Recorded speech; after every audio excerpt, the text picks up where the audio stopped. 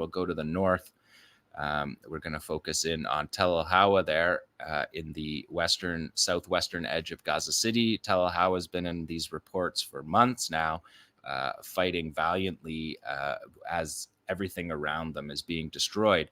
And the Netzarim corridor is, again, it's a key corridor like the Philadelphia corridor that didn't just come out of this war. This is one of the fingers that Ariel Sharon planned for Gaza from the 1970s to put these positions to put civilian positions in, to make them military installations and make them justifiable by using human shields, using civilians as they do in the Gaza envelope.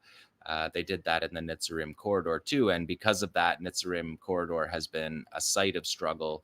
It was a site of struggle in the first Intifada, in the second Intifada. In many ways, the spreading of the second Intifada from the Al-Aqsa Mosque throughout Palestine was with the murder of Mohammed al-Dura, the young boy who was killed in the Netzarim Junction on international television, and really was the spark that really carried out the Intifada that would then last for 4.5 years or so until the Israelis left the Gaza Strip. So successful operations during that period, during the second Intifada, resistance along the corridor, everything from kids throwing stones to the more qualitative operations of the Qassam brigades at the time, made it impossible for Israel to be in Gaza. So when they come back to Gaza in 2023, 2024, they're taking back these positions that they had strategically used for decades before. And we predicted that that would happen early on in this show, because that's the way the whole of the Gaza Strip is set up. The concentrations of population are trapped in in between what used to be Israeli settlements, and those settlements cut off each area of Gaza and made it more manageable for military operations. And that's what we're seeing now, why the Israelis don't want to leave the corridors in these ceasefire negotiations, because they want to divide up the Gaza Strip. And in the face of the defeat that they are experiencing here, to hold on to these two pieces of territory so that they can continue the war indefinitely is their plan. As we know, the ceasefire negotiations critically involve a clause to resume the war. So not really ceasefire negotiations at all. So this is in the Netzarim corridor. I wanted to set this operation up because this is an operation by Qassam number 10 here tomorrow, behind enemy lines.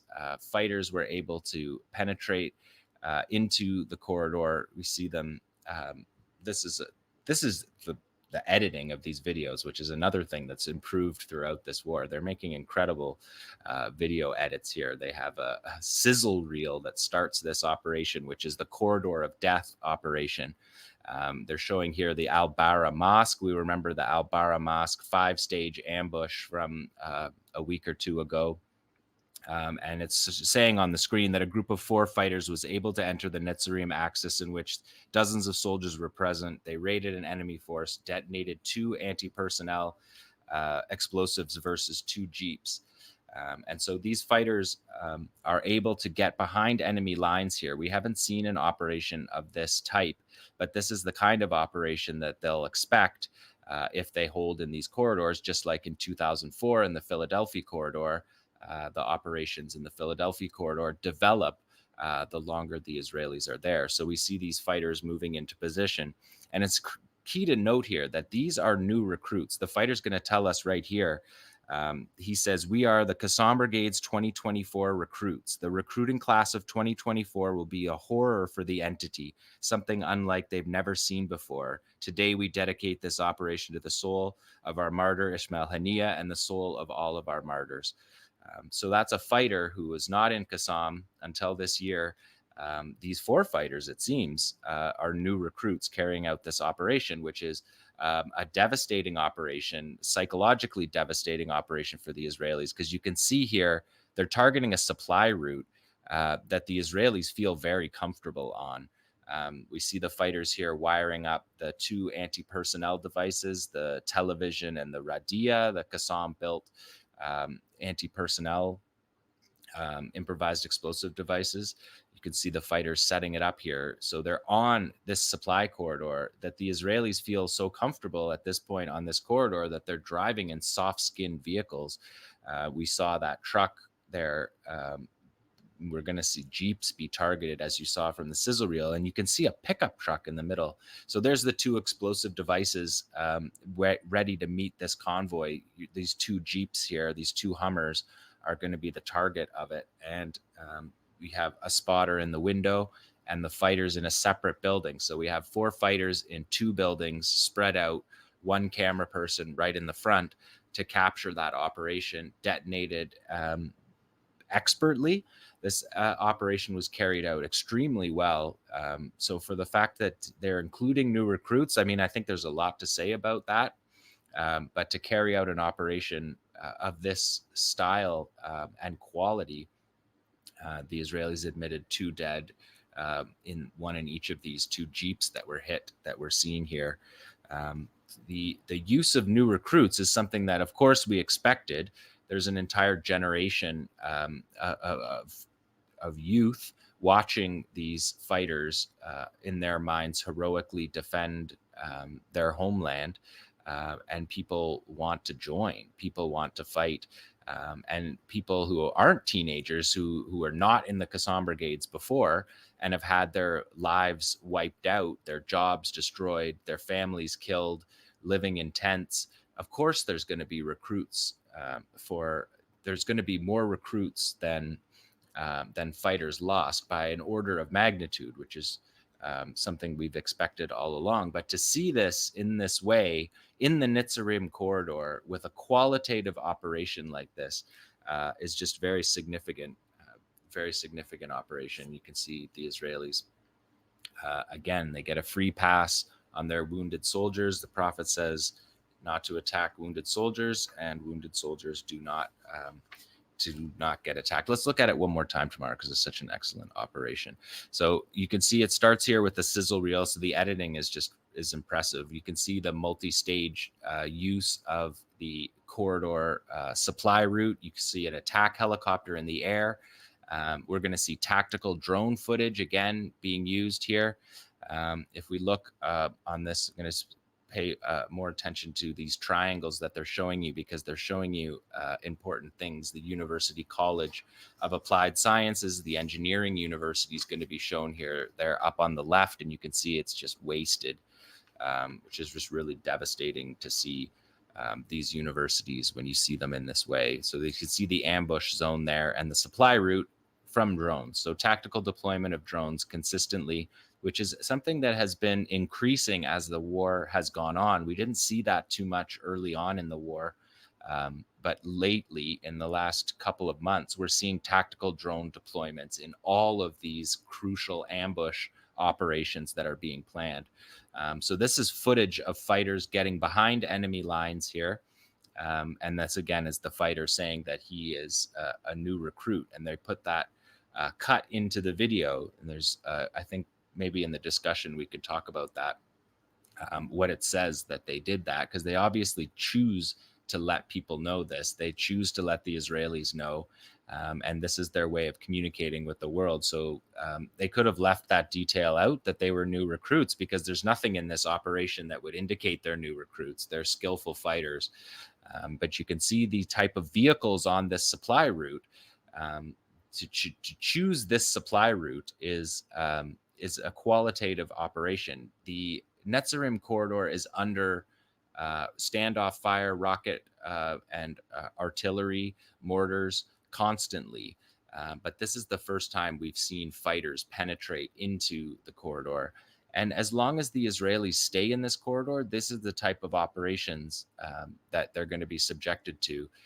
So the resistance has a say. When the Israelis say, we're staying in the Netzarim corridor, or we're staying in the Philadelphia corridor, the resistance gets a vote on that as well. The Israelis can't just decide these things, because the cost to the Israelis to be in these areas is raised by the resistance. And once the Israelis pull out of the other areas of Gaza and leave themselves just in the buffer zone and in the corridors, they're more susceptible to these operations. Obviously, the longer the battle goes on. And that Jeep is just accelerating there into the berm. And the second Jeep you're seeing here get hit. So both the IEDs, the Radia is a unidirectional IED, and the television is a omnidirectional. So they use both anti-personnel weapons. They didn't normally. You'd think they would use a Shawad EFP, but because they're soft-skinned vehicles here, they're again choosing the appropriate weapon for the operation. It made more sense to use an anti-personnel weapon because these vehicles are not up-armored vehicles, and so they're choosing the right weapon. They're not using just what they have, and it worked to devastating effect. And here's the fighters. Actually, I didn't mention this the first time around, but you would hear it if the audio is in. But these fighters fire on the immediate aftermath of the ambush, so you can see that they're in position to fire on the evacuation of the wounded troops. With there's something like 16 Israelis in that scene with the troops, and they don't target them. I know a lot of people in the comments question that decision. It's something that they're standing on principle. Look at that. I mean, they're within the fighters are still within that corridor, and you've got just a whole gaggle of soldiers carrying stretchers there. So impressive operation in the Netzarim corridor. And Qassam did number 11 here tomorrow. Qassam put out a poster here, which links and why I did the introduction to the Netzarim corridors, because this is a telling poster that Qassam put out that quotes Abu Ubaidah, the spokesperson for Qassam, on July 7th, saying that Netzarim will be a corridor of death and terror for the enemy occupying soldiers. The enemy will emerge defeated as they did before in Gaza, driven out of these corridors. But also, just a small note here, it's that sign is into a helmet, but Netzarim corridor checkpoint, when it began, that's what it looked like. There was a sign and it was a tire. This is what checkpoints looked like when I got to Palestine at the beginning, in the Second Intifada, before they built the wall. Many of the checkpoints were just signs in concrete in a tire, like a tire. They fill it up with concrete, put a signpost. So there's layers to these resistance media communications, and this poster is one of those layers, because it's referring back to Abu Ubaidah threatening the corridor. It's hearkening back to, the operation, because you can see the Jeep in the background. So it's specific to that operation. But then it's got that signpost that everyone in Gaza knows, because you couldn't get through Gaza without going through the Netzarim corridor. And the Netzarim junction was a checkpoint that was hell for Palestinians. So just this kind of communication with the outside world, with Gazans, with the international community, with each other, all going on consistently. And now with number 12, we have this video took some time to release. This is from last month's battle in 𝐄𝐥𝐈. And it's a joint operation, Qassam and 𝐓𝐡𝐞 𝐄𝐥𝐞𝐜. You see the fighters here with two Yasin 105s. They're talking about the operation as they're loading up and heading out. You're going to see two armored vehicles, and this is going to be a twin strike. These fighters are both going to fire at the same time and fire accurately at the same time. Sometimes these videos come out after, especially from 𝐄𝐥𝐈. The operational security in the Battle of 𝐄𝐥𝐈 was such that, if we remember back, Qassam released all their videos after the main invasion, the second invasion of 𝐄𝐥𝐈. So the fighters are coming out here, and the one fighter says, he says, "Be careful of the drones." He says, "Stay near the wall. Be careful of the drones." The first fighter is going to pop out and fire, and you can see the two armored vehicles right there. A twin operation, if you fire two at the same vehicle, they're an even more potent weapon, because the armor is pierced by the first round. And then these fighters are going to go back, and the audio's not in. If you want to go to my Twitter to check out the uncensored version, these fighters, the joy in their voice, and as they return to their base safely, the joy of their operation, the just the depth of what they've gone through for the last 11 months. It just oozes out when they carry out this operation, as they both drop to the floor, crying and praying. Um, it's just a really potent video here that came from Shujaiya from last month that I just wanted to bring to show. They released it this week. It's not from July. They released that video this week, but it's from the battle in July. So that is the Gaza Strip resistance report.